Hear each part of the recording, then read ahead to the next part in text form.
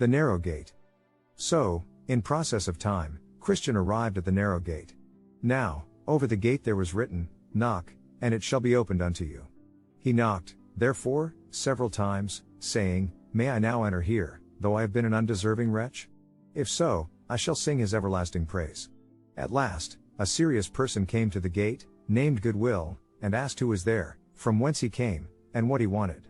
Christian responded, "I am a poor burdened sinner, coming from the city of destruction.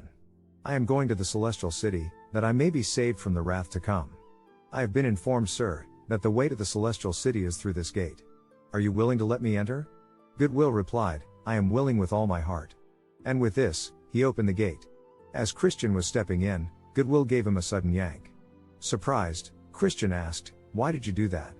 Goodwill then explained, "A short distance from this gate, there is a strong castle erected, of which Beelzebub is the prince. From there, both he and his minions shoot arrows at those who come up to this gate, hoping to kill them before they can enter in." Then Christian said, "I both rejoice and tremble." When Christian was safely inside, the man at the narrow gate asked him who had directed him there. "Evangelist directed me to come here and knock, as I did," said Christian, "and that you, sir, would then tell me what I must do. An open door is set before you, and no man can shut it." Responded Goodwill. "I am now beginning to reap the benefits of my hazardous journey." Replied Christian. "But how is it that you came alone?" Asked Goodwill. "Because none of my neighbors saw their danger, as I saw mine," answered Christian. "Did any of them know of your coming?" Inquired Goodwill. Christian replied, "Yes. My wife and children saw me at first, and called after me to come back. Also, some of my neighbors stood crying and calling for me to return, but I put my fingers in my ears, and so I started on my journey." "But did none of them follow you, to attempt to persuade you to turn back?" Asked Goodwill. "Yes," replied Christian, "both Obstinate and Pliable tried to turn me back, but when they saw that they could not prevail, Obstinate railed at me, and went back alone. But Pliable came with me for a little way."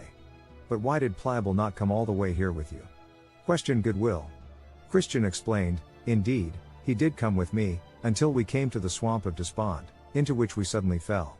At that, Pliable became so discouraged, that he would not venture with me any further.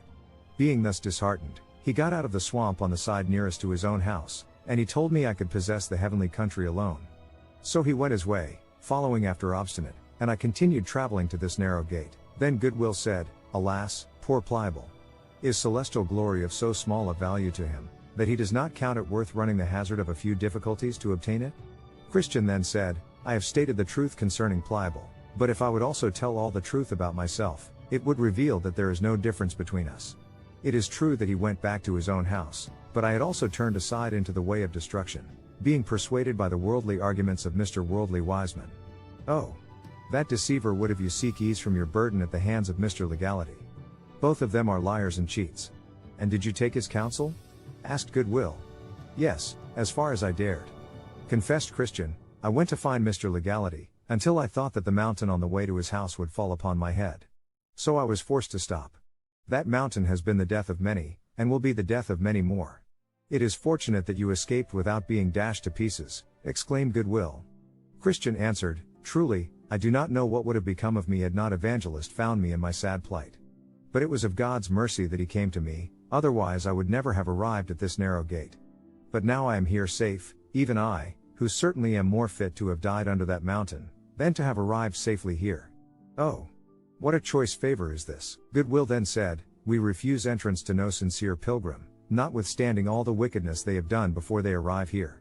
Therefore, my friend, come with me, and I will teach you about the way in which you must go. Look ahead of you, do you see that narrow way? That is the way you must go. It was built by the patriarchs, prophets, Christ and his apostles, and is as straight as can be. This is the only way you must go." "But," inquired Christian, "are there no turnings nor windings, by which a pilgrim may lose his way?" "Yes, there are many side paths which intersect with the narrow way, but they are crooked and wide. This is how you may distinguish the right from the wrong, only the right path is straight and narrow." Then I saw in my dream, that Christian further asked if Goodwill could help him remove the burden which was upon his back, for he could not remove it without help. Goodwill told him, "Be content to bear your burden until you come to the place of deliverance, for there it will fall from your back all by itself."